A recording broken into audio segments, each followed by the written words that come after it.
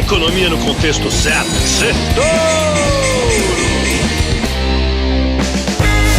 Boa noite, Brasil, ouvintes da Jovem Pan, bem-vindos a mais um Sextuno, o resumo da semana econômica no contexto certo. E foi uma semana de alegrias e preocupações com as contas públicas do Brasil. Também foi uma semana escura em São Paulo sem luz. Fomos informados que não vai voltar o horário de verão e que a Caixa vai apertar as condições para financiamentos imobiliários. A produção de minério de ferro da Vale surpreendeu no terceiro trimestre. As bolsas dos Estados Unidos continuaram batendo touro de ouro, novos recordes. A Apple e a Nvidia também bateram touro de ouro, máximas históricas. Mas na Europa, as ações da dona da Louis Vuitton, LVMH, despencaram na bolsa, com a queda inesperada nas vendas das bolsas, principalmente na China, produtos de couro. Já o petróleo deu um mergulho de 5% na terça-feira. Israel matou o líder máximo do Hamas. O Bitcoin e o ouro continuaram firmes, enquanto o ex-presidente Donald Trump disparou nas casas de aposta como vencedor na eleição presidencial daqui 2 semanas. O Banco Central Europeu manteve o script e cortou seus juros pela terceira vez em 2024. A China anunciou mais estímulos econômicos. A Rússia disse que pode parar de usar dólares e para isso quer criar uma criptomoeda dos BRICS. E a Turquia manteve os juros inalterados em 50%. Meus amigos, esse é o custo de não ter um Banco Central independente. No fim, da semana, depois de muito vai e vem, o Ibovespa terminou praticamente zerado, acima dos 130 mil pontos, enquanto o dólar subiu mais do que 1% e ficou pressionado ali perto dos 5,70. Vamos para os pontos que eu separei para o nosso sextor de hoje. Primeiro ponto, a novela do rombo nas contas públicas. A situação fiscal do Brasil continua no topo da lista das preocupações dos investidores. Nesta semana, o mercado se animou ou se iludiu com os relatos de que a equipe econômica estava preparando um pacote de contenção de gastos públicos entre expressivos 30 bilhões e 50 bilhões de reais. Que gap gigantesco, né? 20 bilhões de diferença. Que coisa estranha. Os investidores se empolgaram com as falas da ministra do Planejamento, Simone Tebet, de que chegou a hora de levar a sério a revisão dos gastos. Ninguém achou que eles não estavam levando a sério antes. Pelo contrário, a gente quer notícia boa. E o fato dela dizer que o arcabouço fiscal vai ser cumprido esse ano e no ano que vem e até em 2026 fez a bolsa subir e o dólar cair na hora. É gostoso ouvir isso, afinal, no mercado só se diz que o equilíbrio das contas públicas não é factível para esse ano. Mas para tristeza geral, logo em seguida saíram relatos de que o governo pretendia tirar as estatais do orçamento para poder gastar mais. O ministro da Fazenda, Fernando Haddad, correu para negar a informação e disse que a intenção é tornar as estatais menos dependentes, mas a dúvida continuou pairando no ar. Aí ontem, quinta-feira, o presidente Lula voltou a dizer que despesas com saúde e educação não são gastos, e sim investimentos. Ele disse: se um banqueiro constrói um banheiro ou arruma uma calçada é investimento, mas quando o governo gasta, é gasto.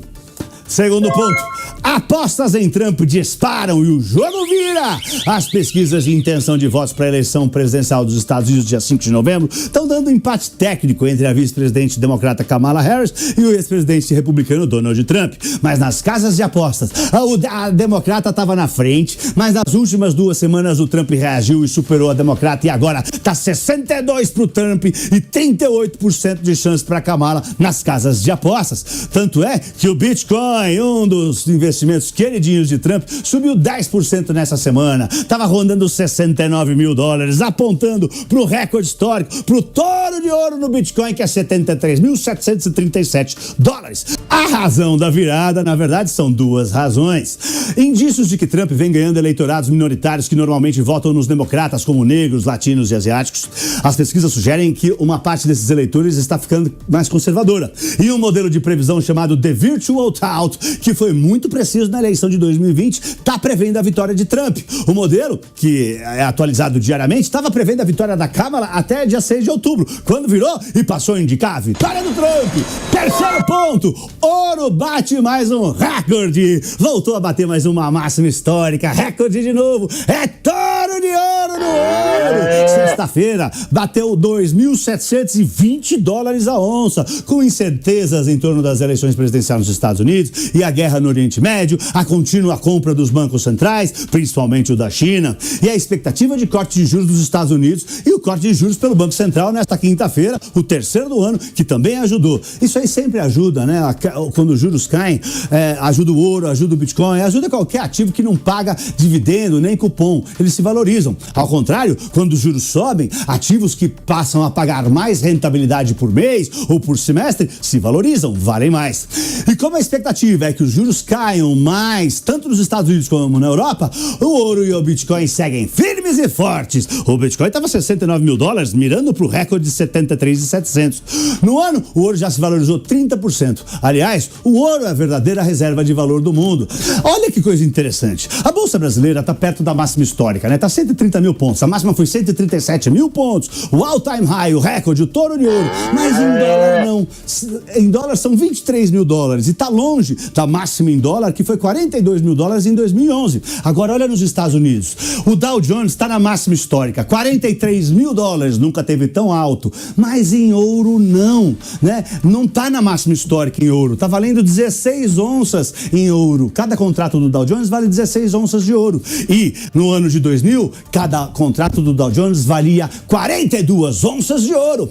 Quarto ponto, Rússia quer substituir o dólar por criptomoeda dos BRICS para as relações comerciais. Uma ideia perigosa de se embarcar se o Trump ganhar, já que ele avisou que vai arrebentar com quem for contra o dólar.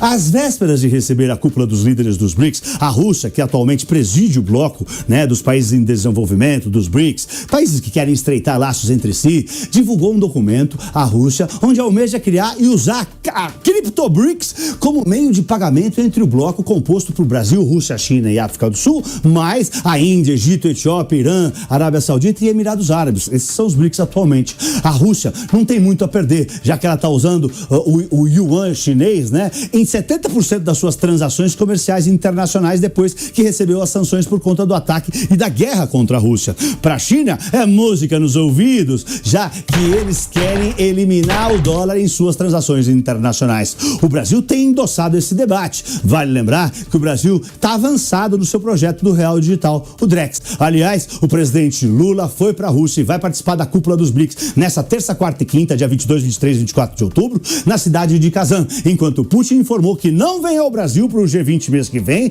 porque está com pedido de prisão internacional emitido. Quinto ponto, Caixa piora exigências do crédito imobiliário. O setor imobiliário teve uma surpresa negativa nesta semana. A Caixa Econômica Federal anunciou que vai dificultar, piorar as exigências nos financiamentos imobiliários. Agora, o banco passa a financiar a compra ou a construção de imóveis que tenham valor de avaliação ou de compra e venda limitado a R$1,5 milhão. No modelo atual, não existe limite. O cliente também não vai poder ter outro financiamento habitacional ativo com a Caixa. Além disso, a partir de novembro, a Caixa só vai financiar até 70% do valor do imóvel pelo saque. Hoje, são 80%. Já pelo sistema Price, o banco passará a financiar até 50% do valor do imóvel. Hoje, são 70%. A Caixa disse que as novas regras resultam de menos recurso na poupança. A caderneta de poupança registrou o maior volume de saque líquido do ano em setembro, R$7 bilhões e 100 milhões.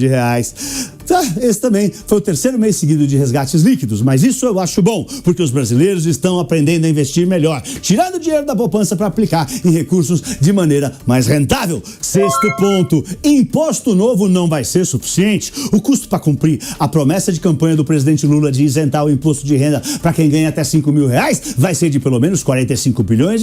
Só que, de acordo com o estudo do Banco Santander, a criação desse imposto mínimo de 12% para os milionários que o governo cogita lançar tem potencial de elevar a arrecadação do governo em torno de 40 bilhões, nós sabemos, todo ano, mas deve gerar, de fato, algo próximo a 20 bilhões, já que muitos milionários vão tirar a fortuna do Brasil para escapar do novo tributo. O custo de não cobrar impostos desses 16 milhões de brasileiros seria mais do que o dobro do que vai ser arrecadado. Logo, o montante vai ser insuficiente para cobrir o buraco que vai nascer.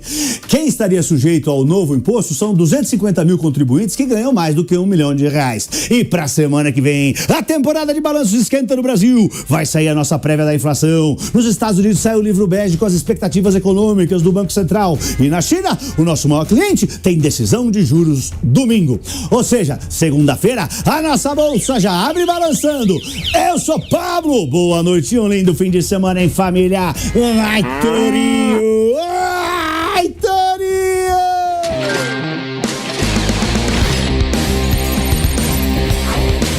Economia no contexto certo. Certo!